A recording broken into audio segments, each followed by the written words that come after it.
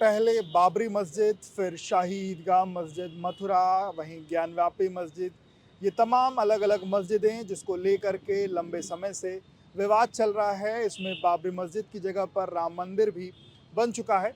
पर पिछले कुछ दिनों से जिस मस्जिद की चर्चा है, वो है लखनऊ स्थित टीले वाली मस्जिद। मेरे सामने ये जो मस्जिद आपको दिख रही है, ये टीले वाली मस्जिद है और ये पिछले कुछ समय से चर्चा में बनी हुई है। चर्चा इसलिए बनी हुई है क्योंकि इस मस्जिद पे एक पक्ष का ये दावा है कि ये टीलेश्वर महादेव मंदिर है और ये पहले लक्ष्मण टीला हुआ करता था। वहाँ पर आक्रांताओं ने इसको तोड़कर टीले वाली मस्जिद बनाई है। क्या कहानी है, क्यों एक पक्ष इस बात का दावा कर रहा है? हमारे साथ बातचीत करने के लिए अखिल भारत हिंदू महासभा के जो प्रवक्ता हैं वो मेरे साथ मौजूद हैं, शिशिर जी। शिशिर जी, आप लोग टीले वाली मस्जिद को टीलेश्वर महादेव मंदिर या लक्ष्मण टीला, क्या तथ्य है, क्यों कह रहे हैं? सबसे बड़ा पहला सबूत तो यही है कि यहाँ पर जो ये मौलाना है, वो मौलाना साहब मौलाना फजलू मुस्लिम लीग से 1976 में जब चुनाव लड़े थे तो उन्होंने जो पता दिया था, उन्होंने स्वयं यहाँ लक्ष्मण टीला दिया था। पहला तो सबसे बड़ा सबूत उनके द्वारा खुद ही दिया था। हाँ, खुद ही दिया था। अब इसके अलावा जो तमाम सबूत हैं, जो 1680 में औरंगजेब जब जा रहे थे अयोध्या में त्रेता ठाकुर और स्वर्गद्वार के मंदिरों को तुड़वाने, तो वो यहाँ पर रुके। तब उन्होंने अपने जो अवध प्रांत के गवर्नर सुल्तान अली शाह उर्फ कुली खान, उनको आदेशित किया कि यहाँ पर मंदिर को तोड़ने के लिए, ध्वस्त करने के लिए, जो उनके अवशेष थे, खंडेर थे, तो उनको तोड़ने के लिए उन्होंने कहा। शेष तीर्थ तब ये कहलाता था। उसके बाद यहाँ पर फिरंगी महली जी को शाहदरे की मस्जिद जो बुद्धेश्वर मंदिर के पास में, वो वक्फ की और कुछ ज़मीन और वक्फ की गई थी फिरंगी महली जी को उस दौरान। तो उसके बाद यहाँ पर अवध गजेटियर जो है 1875, लखनऊ गजेटियर 1904 और 1959 कीन की जो निर्देशिका है उसमें भी इसका जिक्र आता है। 1875 का लिखी हुई M.A. बेग की डायरी 1911 में, नवाब वाजिद अली शाह के एक मित्र हुआ करते थे और उनके दरबारी भी थे, मोहम्मद अब्दुल हलीम सरर जी की किताब, इन सब जगह इसका जिक्र लगातार आता है। और उसके बाद हाई कोर्ट के आदेश पे यहाँ पर लखनऊ SP पश्चिम और ADM ने जब जांच की तो एक नक्शा पेश किया। उस नक्शे के अंदर उन्होंने जो दिखाया है उसमें महादेव जी का मंदिर, लक्ष्मण जी का मंदिर स्थल, चबूतरा, पटल, कुआं और कुएं में जाने के लिए सीढ़ियाँ, ये सब कुछ मतलब दर्शाई है। ये सब इतने सबूत हैं कि ये हिला नहीं पाएंगे मौलाना साहब। तो मतलब मैं आपसे ये समझना चाहूँगा, ये मंदिर से मस्जिद का कन्वर्जन लगभग कितने साल हो गए? 1990 में यहाँ पर जो है इसको मस्जिद, यहाँ पे जो मस्जिद का बोर्ड लगाया गया, मस्जिद यहाँ पर इसको 1990 के पहले यहाँ मंदिर था और उसकी बाकायदा सबूत भी जो ADM ने और SP पश्चिम ने दिया है वो उसके अंतर्गत दिया हुआ है। तो और सबसे बड़ा सबूत तो उन्होंने मौलाना साहब ने खुद दिया, अपने पते में लक्ष्मण टीला लिख के आए हैं। तो इससे बड़ा क्या सबूत है? तो अब इसके बाद हमको सबूत ज़्यादा देने की आवश्यकता नहीं है। और ये बोर्ड जो लगाए गए, इसको लेकर भी हमने कोर्ट में एक प्रार्थना पत्र दे रखा है कि टीले वाली मस्जिद जो लिख रखा है ये आजम खान साहब के समय में हुआ, बोर्ड लगा दिया गया। तो कोई सबूत न दिखे, इसके लिए ये सब यहाँ हेरा फेरी की गई और हम लगातार इस बात की मांग करते आ रहे हैं कि ये बताइए, अभी जो आपकी मांग है ये कब आप लोगों ने कोर्ट में केस कब किया और अभी क्या स्थिति है कोर्ट केस की, और कोर्ट में जो केस किया गया उसमें क्या मांगे हैं? 2013 में इसका टाइटल सूट फाइल किया गया था और लखनऊ सिविल कोर्ट में, और एक पूजा के अधिकार को लेकर माननीय उच्च न्यायालय में मुकदमा फाइल किया गया। तो 2 मुकदमे फाइल किए गए। श्री हरिशंकर जैन, रंजना अग्नोत्री जी और हम लोग सब लोग उसमें जुड़े। उसकी लड़ाई को अलग अलग माध्यम से, मीडिया के माध्यम से, एविडेंस के आधार पे और तमाम तरीक़ों से इसको हम लोग सबूत जुटा के कोर्ट में खड़े हुए हैं।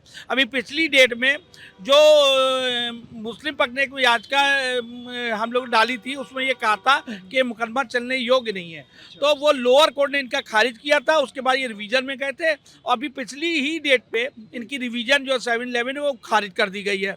तो अब निचली अदालत में मुकदमा बहुत तेज़ी से बढ़ेगा और हमारी जो मांग है यहाँ पर सर्वे कराया जाए और सर्वे में सब सबूत जो बचे खुचे होंगे वो भी सामने आएंगे और निश्चित तौर पे जिस प्रकार से प्रभु श्री राम जी के मंदिर की लड़ाई हम लोग जीते, काशी में सर्वे में हमारे सबूत सामने आए और मथुरा में 9 को मैं जा रहा हूँ और यहाँ पे भी लड़ाई जारी है। अभी क्या लगता है यहाँ पे क्या क्या चीजें मौजूदा स्थिति में क्या क्या मौजूद हो सकता है, जिन सबूतों का आप जिक्र कर रहे हैं, आपके हिसाब से क्या चीजें मौजूद हो सकती देखिए, जब सपा सरकार आई आजम खान जी के द्वारा यहाँ पर नव निर्माण के रूप में यहाँ पर विकास के कार्यों के नाम पर यहाँ जब काम किया गया तो बहुत से सबूत यहाँ मिटा दिए गए हैं और निश्चित तौर पे हमारे प्रभु जो हैं वो खुद सबूत प्रकट करेंगे और जो सबूत बच्चे खुचे होंगे उसको मौलाना साहब 2 बार प्रयास कर रहे थे, तो 2 बार मैंने यहाँ PHC भिजवाई, फोर्स भिजवाई और यहाँ पर उनके JCB डंपर को यहाँ से भगवाया।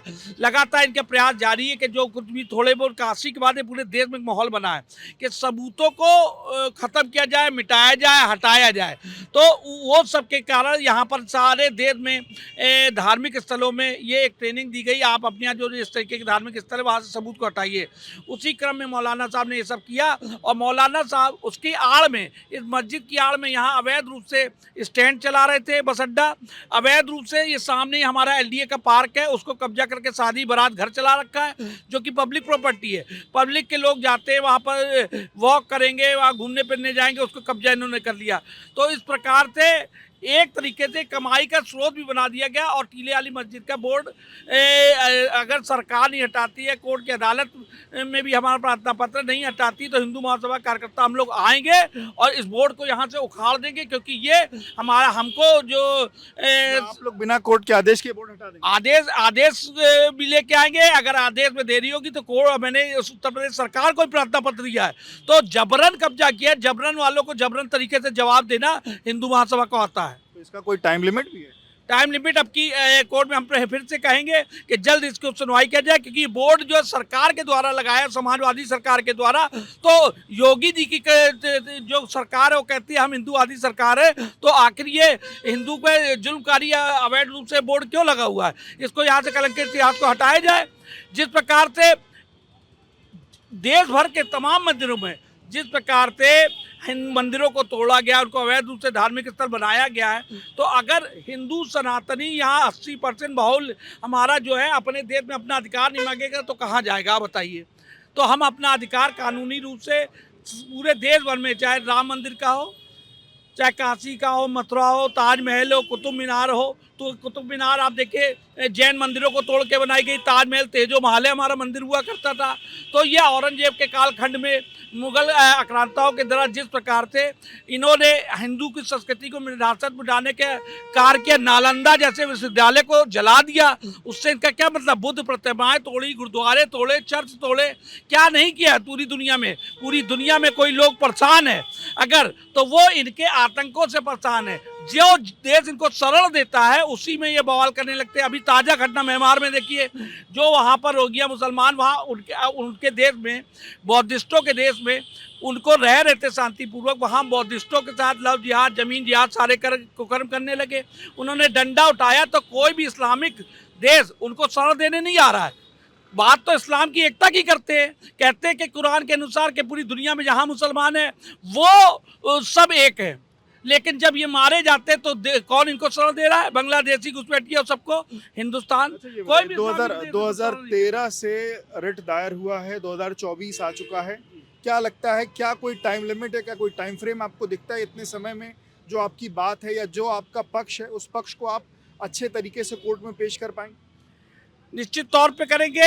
आप देखिए जो जज गति ऐसे विरोध को गति देता है, आज ही के अखबार में आप देखिए काशी में जिस जज ने फैसला दिया है वो कह रहा है मुझे 32 पन्ने की धमकी आई, वो अपने परिवार की रक्षा के लिए भयभीत है।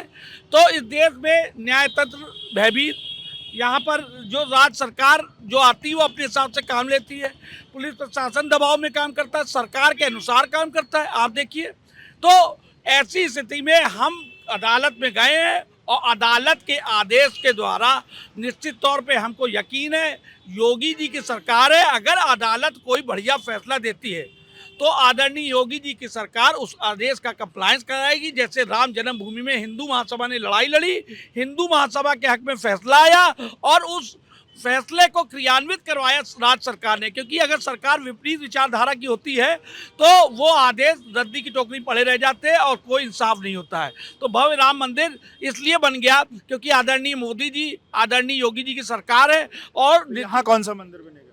यहाँ मंदिर बनेगा नहीं, मंदिर था हमारा और है, लेके रहेंगे। आपको हम आपके माध्यम से दर्शकों को बता रहे हैं कि हम अपना मंदिर लेके रहेंगे। कौन सा मंदिर है? ये हमारा टीले वाली मस्जिद जिसको इन्होंने बना रखा है, ये हमारा लक्ष्मण जी का मंदिर लक्ष्मण टीला कराता था। और इस लखनऊ का नाम हम लगातार मांग करते आ रहे हैं। ये लखनऊ कोई नवाबों का शहर नहीं, नवाबों ने तो यहाँ अयाशियाँ की है। ये शहर जो है हमारे लक्ष्मण जी के नाम पे लक्ष्मण नगरी और या फिर लखनपुरी इसका होना चाहिए। प्रभु श्री राम के भाई जो लक्ष्मण जी थे उनको एक तरीके से उपहार स्वरूप ये नगरी दी गई थी। तो आज अगर राम जी का मंदिर बन सकता है तो ये लक्ष्मणपुरी हमारी जो है ये क्यों नहीं सजेगी? लक्ष्मण जी का मंदिर जी, लक्ष्मण जी का मंदिर और लक्ष्मण नगरी इसका नाम, लक्ष्मण धाम बनेगा ये लखनऊ। और जब तक नहीं बनेगा तब तक हम चैन से नहीं बैठेंगे। बिल्कुल। तो देखिए, प्रभु श्री राम के अयोध्या में मंदिर बनने के बाद लखनऊ में लक्ष्मण जी के मंदिर बनाने की कवायद और लक्ष्मण जी के मंदिर बनाने की तरफ कहीं ना कहीं जो हिंदू महासभा के जो लोग हैं वो कोर्ट के माध्यम से अग्रसर हैं। अब देखना होगा कि कोर्ट आने वाले दिनों में इस टीले वाली मस्जिद पर क्या फैसला देता है और क्या चीज़ें निकल के आने वाले दिनों में सामने आती हैं। विवेक राय, एबीपी लाइव के लिए।